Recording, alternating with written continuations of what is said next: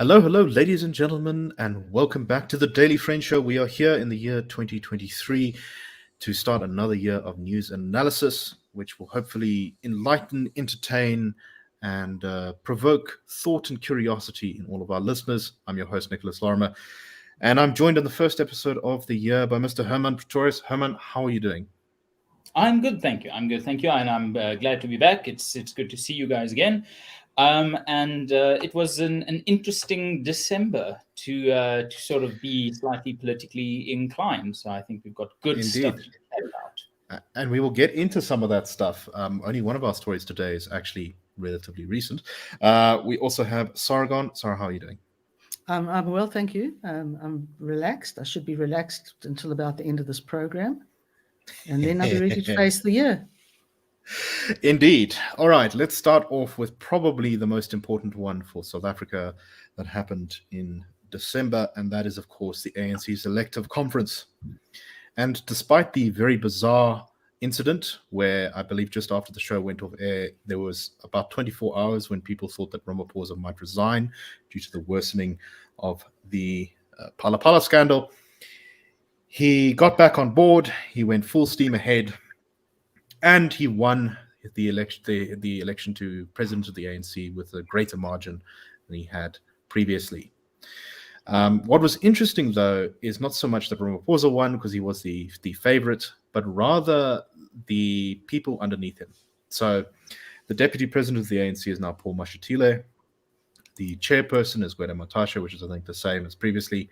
The secretary general is Fikile Mbalula, which has brought me no end of amusement because I do not have a very high opinion of Fikile Mbalula.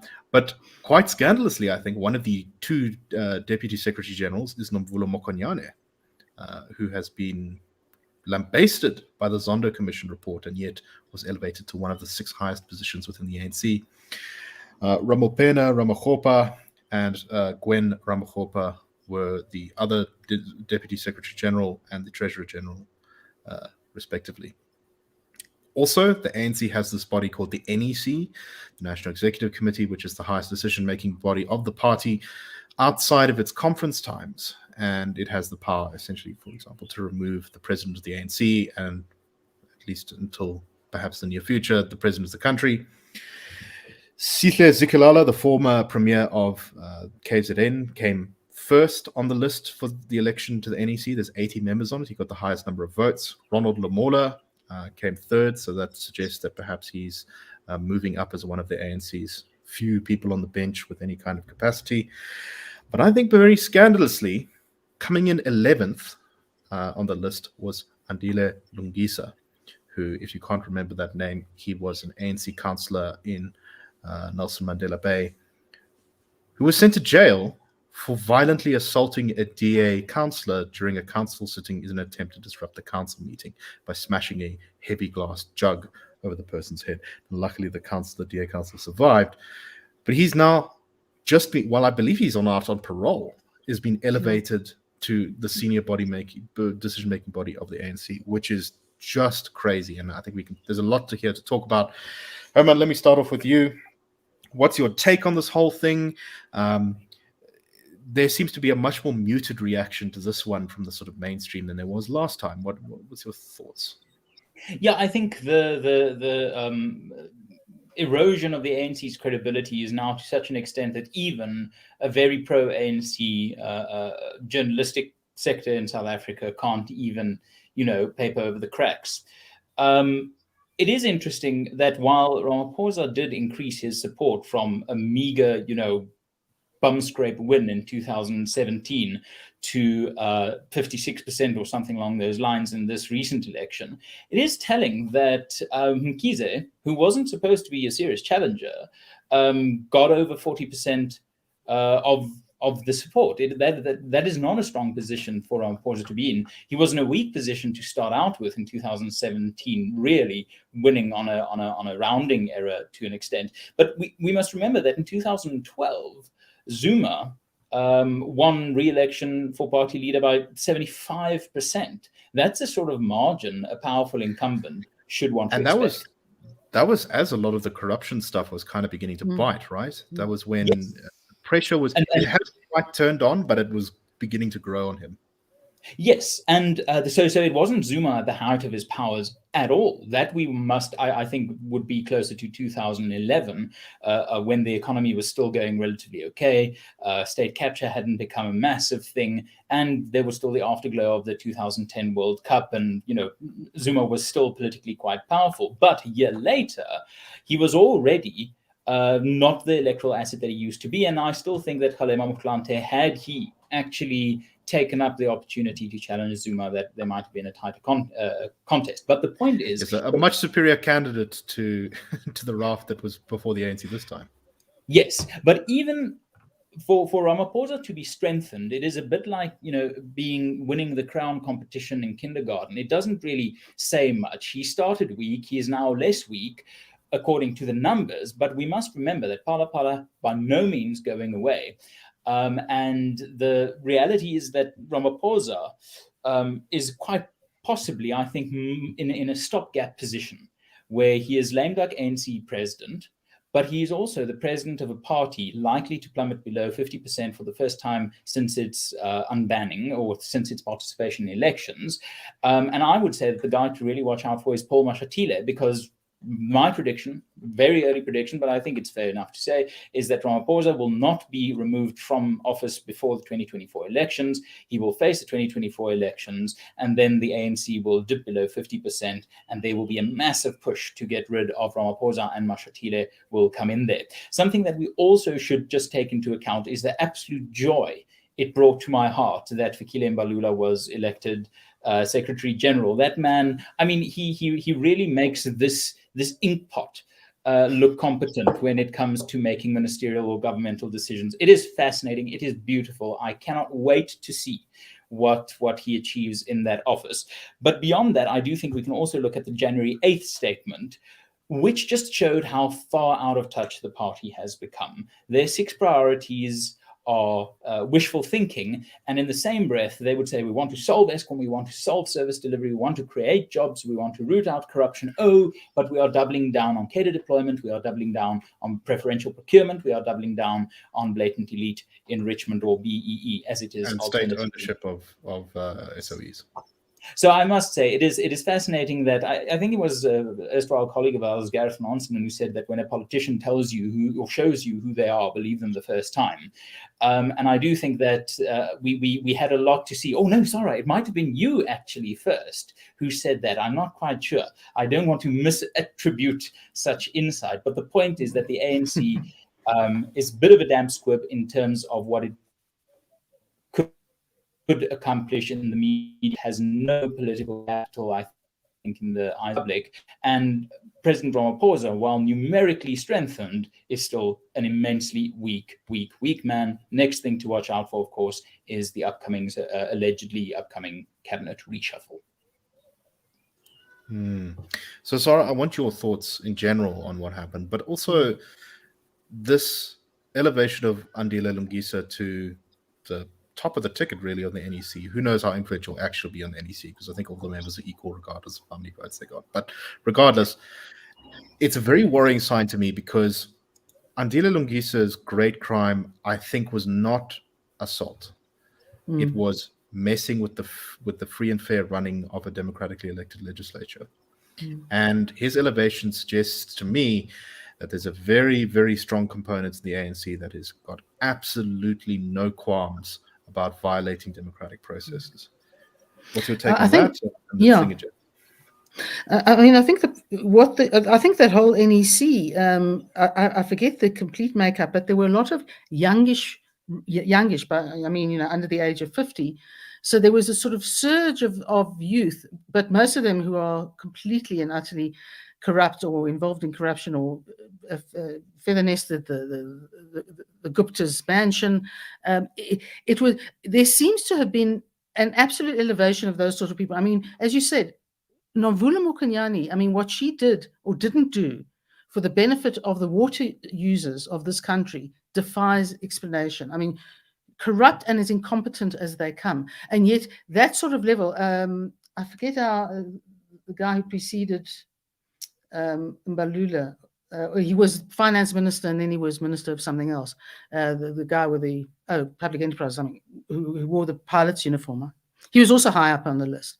Also, you know, nothing good can be said about him, both from a competence reasons and for probity reasons.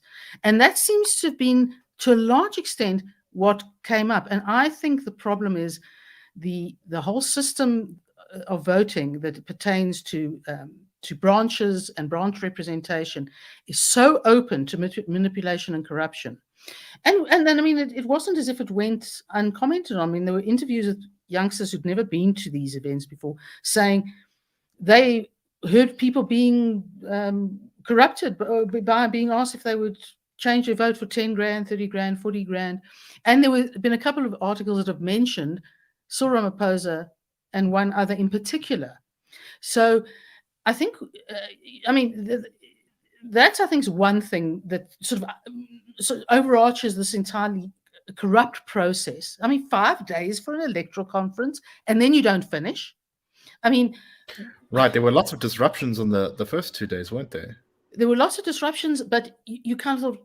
Well, most of the disruption, there were disruptions and registration was a problem. Now, guys, this is 2022, 23. This should, you know, the ANC should have this down pat, but it was business as usual. 5 days, not finished, had to pick up another day. It's almost Tom and Jerry like stuff in its ineptitude and its corruption. I know there's been a move to try and completely change the rules for branches voting at the conferences. I can only assume that the poor committed gentlemen who were involved in that got absolutely nowhere. Why? Because a change to the rules would have completely cut out patronage. And I think the keeping it the way it does, yeah. That's the key word whenever discussing the ANC is patronage, and it's not in a sort of it's a harebrained conspiracy theories. It is, I mean, patronage is quite blatantly promoted by cadre deployment, preferential procurement. This isn't political theory. This is very much political reality. And I do think the problem that the ANC now faces is the collapse of its patronage networks. Because it has robbed itself of basic competence. The Nomvula Mokonyane was, I mean, not only was she terribly corrupt, she was bad at being corrupt. Her corruption was a reflection of her incompetence, and she is now one of the most influential executives of the party, a seventh of the sort of party management. That doesn't bode well for a political machine. Under Mbeki and even the first election that Zuma participated, the ANC was a spectacularly impressive political machine that could rely on having the patronage networks, the funding networks, legal or illegal, ethical or unethical, at disposal. And on the funding point, I just want to point out that I think it was last quarter that the ANC probably for the first time ever came in third in the fundraising stakes. The ANC has almost always universally raised more money than all the other political parties. I think both Action SA and the DA raised more money than the ANC in the third quarter of 2022. And that's a basic question of managerial competence. The ANC as a party is now ironically experiencing what it means to get rid of merit when you are trying to manage an entity, whether it's a state or political party. And that's why I'm so excited about Nomvula Mokonyane and Fikile Mbalula, and why it's interesting that Ronald Lamola did well. Because whatever one might think of Lamola, he's one of, as you mentioned, Nick, one of the only a handful of promising up-and-coming youngish politicians that could offer the next generation of ANC leadership. But the fact that they have thuggery and incompetence mixed with a bit of political capital or competence in Lamola does not bode well for the party. Yeah. I think that's absolutely true. I mean, I think what they're doing is cementing what is bad about the administration and the running of the party in general. As we've discussed how bad some of those people are. And I think the problem, one of the things we've got to identify is that the fact that Ramaphosa's sort of wider margin in his win over Mkhize shouldn't be sort of overstated for two reasons. One is that he was running against someone who'd only recently come into the race, not like NDZ, who came in, it was a year's worth of toing and froing when she was around. So he has only recently been around, and he's facing corruption par excellence allegations and potential charges. So it's like, and Ramaphosa's got Phala, which probably looks a little bit milder, but all in all, I mean, it is right. It's really like lunatics in the asylum stuff. I mean, there's just no sense that it's going to do the ANC from an administrative point of view any good before the election. As a whole, absolutely nothing really came out of it. There was nothing new. There were the same old issues. There were the same old National Democratic Revolution based legislation that's on the verge of being signed into law by Ramaphosa. It was a sop to the left, even though the left and Ramaphosa are not exactly seeing eye to eye at the moment. But the left is too, I assume, afraid of actually losing its patronage to really, really mount a challenge. And nothing came out of it, and absolutely nothing came out of the statement of today, the famous January the 8th statement, which was preceded by the capitalist golf day and the tam-taram-taram-tara, birthday celebrations. I mean, celebrating your birthday every year when you're 111 is a bit pathetic, but that's my view, and I'm maybe the only person who shares it with myself. But it really had nothing. I mean, it was really like saying renewal. We don't mean renewal of the country. We mean renewal of the party, which is unrenewable. The impression I got from I didn't read the whole of the January statement, but I read at least the beginning half, and my impression was same ideas. They just squashed the word renewal in there to make it seem like something is happening. Absolutely. It's like a magic thingy. Yeah. And the thing is that Ramaphosa, at the end of the day, he is the PR president. There's no substance there. He got elected the first time. He boosted his party electorally. There's no substance there. I read all 22 pages of the statement, and I can tell you it is wonderfully schizophrenic in terms of what it diagnoses as a problem, and then says, oh yeah, well, let's double down on Black economic empowerment. That's really been successful. But something that I must mention that we mustn't lose sight of is the fact that I was surprised over December. With many engagements I've had with people across several spectrums of socially, professionally, I was very, very surprised how quickly the political capital of Cyril Ramaphosa eroded amongst people who would usually have given him the benefit of the doubt. I wouldn't be surprised if there's an relatively undetectable groundswell of anti-Ramaphosa sentiment, where people who are, solidly moderate middle type people suddenly have a more positive view of Jacob Zuma, where a year or 5 years ago that view would have been pertinently negative, but where Ramaphosa is now just seen as a bit of a nothing man, who really doesn't stand for anything, has no fight, has no constituency, and at the end of the day is apparently also corrupt, like other former cadres. It was telling. But despite all that, he remains the most popular politician in the country.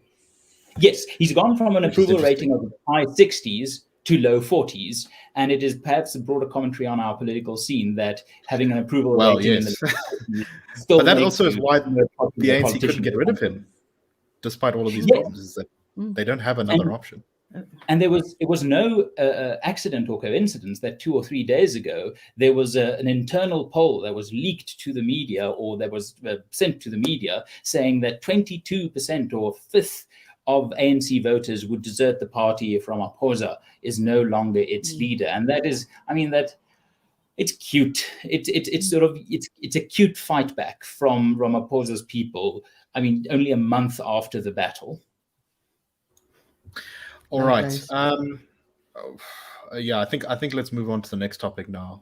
There is something to be said about the disappearance of former ANC Deputy President and current country Deputy President David Mabuza. Much to speculate about there, but I think we'll leave that for another day.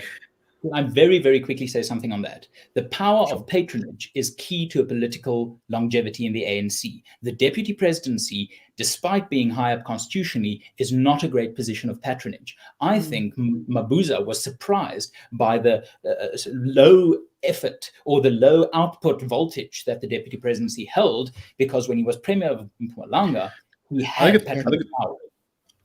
I think that's a very good point, although I do suspect also that health problems may have played a role as well in his diminishing influence. But anyway, let us go on to our next topic.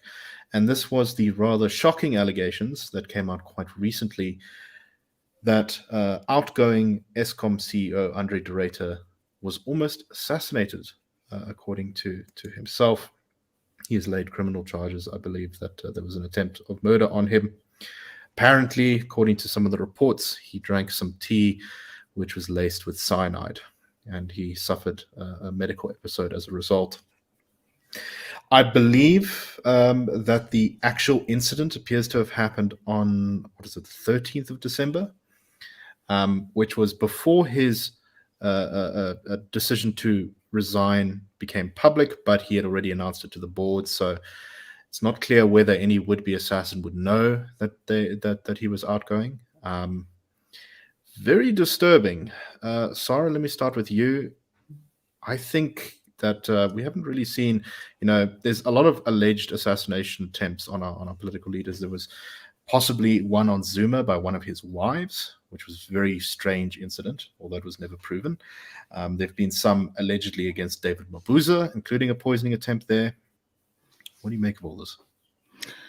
Well, given the nature of the people who allegedly suffered poisoning, it's fairly high profile. So if it would then suggest that it's sort of regarded as a way to gradually or not to gradually incapacitate someone who is at a high level, who must be either got out of the way for any reason. It depends on who's doing it. And the problem, of course, is that De Ruyter becomes a particular risk once he goes, after he's been at Eskom.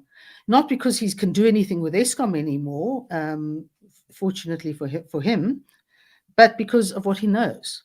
And I'm sure what he knows now about the ministers he reports to, the government he works for, the people who worked under him, who were prepared to sabotage Eskom, the criminal networks that work for them or with them, I would imagine he would be considered as something as a risk. So while it may sound very dramatic and sort of Shakespearean, I don't think it's by any means implausible.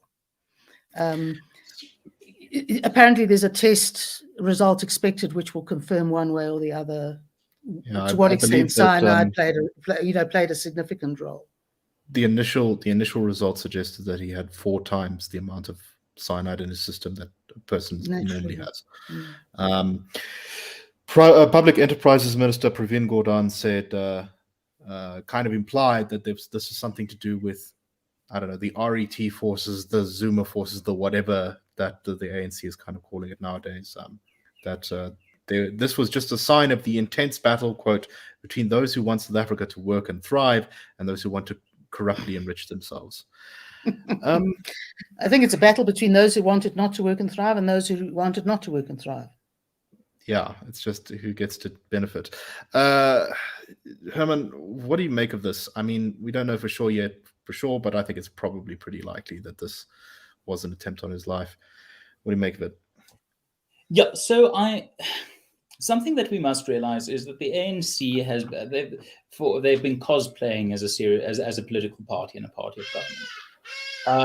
Instinctively, I think very much in terms of structurally, perhaps even culturally, ideologically, they see themselves unabashedly as a fighting unit.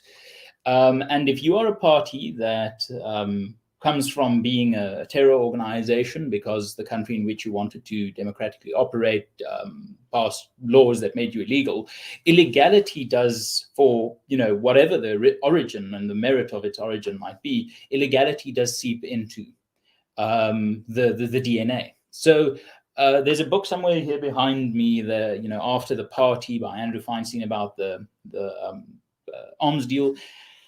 One only has to read that to understand that political assassination is part and parcel of the story of the ANC, because of that underlying, criminality that has been with the party, purely because of historical circumstance. However, what is interesting is that De Ruyter is probably one of the most recognizable faces on the political scene in South Africa. Babita Deokaran, the now famous whistleblower, murdered quite brutally. She was, in the broader scheme of things, relatively anonymous. South Africans didn't know who she was, so her murder. Yes, until she was murdered. So her murder only became, or her fame rose with her murder, and the public getting to know her from that. De Ruyter isn't in that position, so it's quite. I think the word is brazen. If this was a legitimate attempt, if this was an attempt, this is brazenness on the part of whoever acted against him. Now, that can come from either arrogance or panic. I don't think anyone in the ANC is at this stage confident enough to be arrogant about the political state of the country and the future of the ANC. So I am sort of inclined to think that this is an act of desperation. This is a form of panic setting in, because if Andre De Ruyter publishes a tell-all book 6, 7, 8 months from now, you can bet your bottom dollar every South African will within a few weeks know what it says. That man comes with knowledge that some people might not want to have out there. And the fact that this is an amateur mistake to try and kill someone and not kill them, especially with something as dangerous as cyanide, a substance I'm not terribly familiar with, but as far as I can understand, it is quite lethal. And it takes, it doesn't have, it's not a slow poison, if we can put it that way. The fact is that this might have been one of suicide pills and such, I believe. Yes, and that's why the Nazis chewed down on it, because it was highly effective, immediately saving you from awkward questions and torture.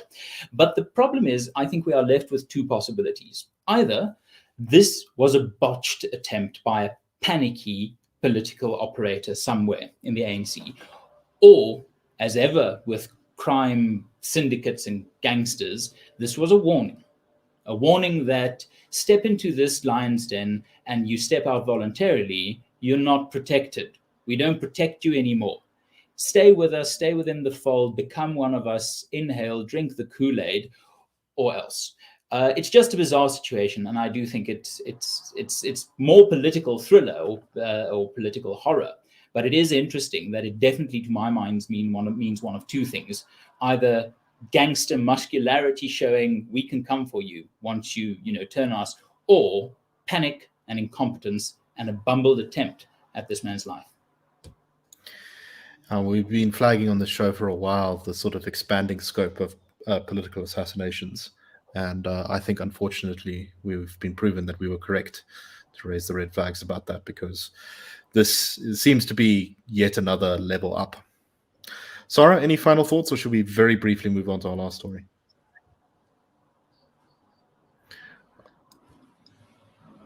You're muted, Nick. Sorry. Now you're muted as well. Yeah, sorry, I was muted because of the hard ask. Just to say that I go with the second submission by Herman, because I think the amount of cyanide was small enough to cause a problem, but not to kill. Now that's warning stuff. Yeah, no, that's very concerning. All right, I don't think we have enough time for our last story, so let me just say we've got quite ambitious targets for this year. So if you do enjoy this show, if you really do like the things we say, if you think that they're interesting or thoughtful, even if you disagree, please do share us around.